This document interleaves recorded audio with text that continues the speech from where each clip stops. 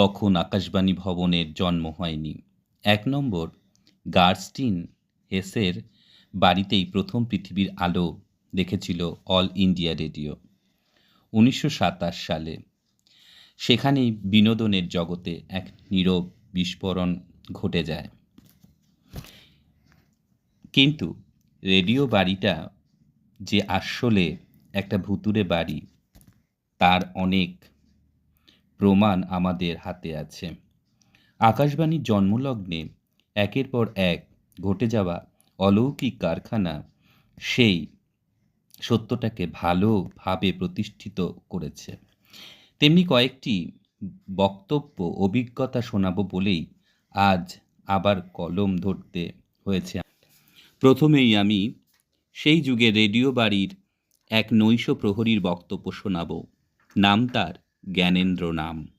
উত্তরপ্রদেশের মানুষ। দীর্ঘদিন সে ওই অভিশপ্ত বাড়িতে রাতে পাহারা দিয়েছে। তারই ভাষাতে বলি, সেদিন মাঝরাতে হঠাৎ ঘুম ভেঙে গিয়েছিল আমার। স্পষ্ট শুনতে পেলাম কারা যেন বুট জুতো পরে সিঁড়ি দিয়ে খটখট করে নেমে আসছে। বুকের ভেতরে কাঁপন লেগে গেল। কাছাকাছি কাউকে দেখতে পেলাম না, শুধু একটা কালো হুলো বেড়াল ম্যাও ম্যাও করে ডাকতে ডাকতে চলে গেল।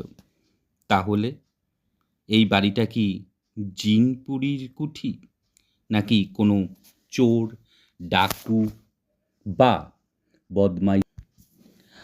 রাম নাম জপতে জপতে এগিয়ে গেলাম। ঘোরানো কাঠের সিঁড়ি দিয়ে উঠতে থাকি ওপরে। কয়েকটা ধাপ এগিয়ে যাওয়ার পরই দেখলাম যে আমার খাটিয়াটিকে কারা যেন শববাহী খাটের মতো কাঁধের ওপরে নিয়ে নাচতে নাচতে চলেছে। ভয়ে বিস্ময়ে তখন আমার বাকরোধ হয়ে গেছে। আমি এত অবাক হয়েছিলাম এটা দেখে যে সেখানে গোঁ গোঁ করে অজ্ঞান হয়ে যাই। এ তো হলো এক নৈশ প্রহরীর ব্যক্তিগত অভিজ্ঞতার কাহিনী। এবার অল ইন্ডিয়া রেডিওর ইউরোপিয়ান প্রোগ্রামের অধিকর্তা মিস্টার ব্যানার্জির একটি ঘটনা লিপিবদ্ধ করতে চলেছি। এই ঘটনাটিও রোমাঞ্চকর আর কৌতূহলী বশত। মিস্টার ব্যানার্জি তার প্রোগ্রামের ব্রডকাস্ট ইংরেজি গান বাজানোর রেকর্ড শেষ করে বেরিয়ে এলেন। এতক্ষণে আটকে ছিলেন স্টুডিওর ঘরের মধ্যে। মাথাটা ঝিমঝিম করছিল তার। করিডরে এসে দাঁড়ালেন। সামনেই সেন্ট জনস চার্চের কবরভূমি। সেখান দিয়ে ছুটে আসছে দুরন্ত দুর্বার কনকনে ঠান্ডা বাতাস। অনেকক্ষণ দাঁড়িয়েছিলেন সেখানে একা, শব্দ করে দেশলাই জ্বালিয়ে মনের সুখে সিগারেট টানছিলেন। হঠাৎ মনে হলো তার পাশে যেন কিসের শব্দ হচ্ছে।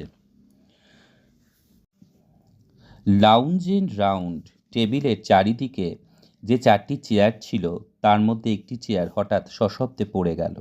শিউরে উঠলেন তিনি। গলা শুকিয়ে কাঠ হয়ে গেল তার। গোল টেবিলের ওপরে ছিল একটা ফোন। কোনো রকম সেখান থেকে ফোন করলেন ডিউটি রুমে। আপনারা এক্ষুনি লাউঞ্জে চলে আসুন, আমার শরীরটা খুব খারাপ হয়েছে। ছুটে এলেন ডিউটি অফিসার এবং অন্যান্য সহকর্মীরা। মিস্টার ব্যানার্জি সমস্ত ঘটনা খুলে বললেন।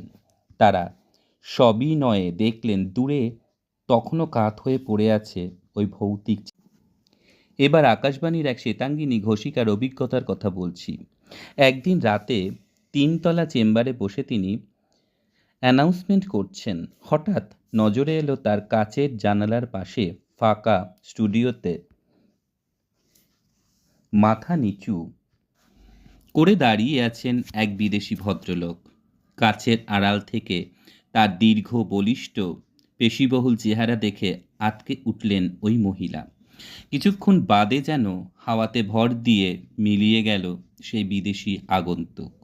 আনাচে কানাচে যে ভূতের অস্তিত্ব আছে সেটা তিনি শুনতে ছিলেন, কিন্তু তখন সবাই বাজে গুজব আর কুসংস্কার বলে উড়িয়ে দিয়েছিলেন।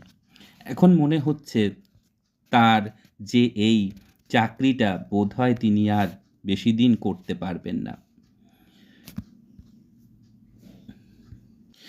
গ্র্যাস্টিন প্লেসের এই বাড়িটাকে কেন্দ্র করে এতগুলো অভিশপ্ত ঘটনা ঘটে গিয়েছিল, এর উত্তর খুঁজতে গেলে আমাদের পিছিয়ে আসতে হবে বেশ কিছুটা সময়। যেখানে এই রেডিও বাড়িটা তৈরি হয়েছিল সেখানে আগে ছিল একটি গোরস্থান। 1705 থেকে 1707 সালের মধ্যে 407 জন ইংরেজ মারা গিয়েছিল দুরারোগ্য ম্যালেরিয়াতে। তাদের সমাধিস্থ করা হয়েছিল এই সমাধিভূমিতে। শুধু তাই নয়, 1758 সালে শীতকালে একদিন এমন এক বৃষ্টি হয় যে মাঝগঙ্গাতে জাহাজডুবি হয়। 300 নাবিকের প্রাণ হারায়। যাদের শবদেহ উদ্ধার করা সম্ভব হয়েছিল তাদেরকে চিরকালের মতো ঘুম পাড়িয়ে রাখা হয় ওই গোরস্থানে।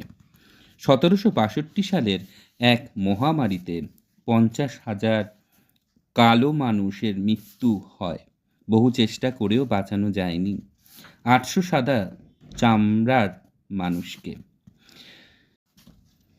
সেন্ট জনস চার্চের এই গোরস্থানের জমি ওপরেই তৈরি হয়েছিল প্যালেস্টিন প্লেসের বাড়িটা। সুতরাং এই বাড়ির অন্তরালে যে হাজার হাজার মানুষের অতৃপ্ত আত্মার চিরদিনের মতো ঘুমিয়ে আছে, সে খবরের সত্যতা আমরা ইতিমধ্যেই জানতে পেরেছি। তাই হয়তো আসন্ন সন্ধ্যার অন্ধকারে এই যখন একটু একটু করে নিভে আসে পৃথিবীর আলো, তখন দেখা যায় সেন্ট জনস চার্চের অন্ধকারে বদ্ধভূমির হঠাৎ ভেসে উঠেছে এক সাহেবের মুখ, আর তার সারা শরীরে একটা অতৃপ্তির বেদনা ছায়া কাঁপছে, যেন হাতছানি দিয়ে কে ডাকছে, কেন যে এক জীবন্ত মানুষকে। নিশিরাত তার আকর্ষণ উপেক্ষা করে এমন সাধ্য কার আছে? আর একটা গল্প শেষ হলো আমাদের আজকের গল্প। যদি আপনাদের গল্পটা ভালো লেগে থাকে, আমাদের পাশে থাকবেন, গল্পটা সবার কাছে শেয়ার করে দেবেন, লাইক অ্যান্ড কমেন্ট করতে একদম ভুলবেন না। আমরা খুব শিগগিরই আপনাদের কাছে একটা নতুন গল্প নিয়ে হাজির হব। ততদিন ভালো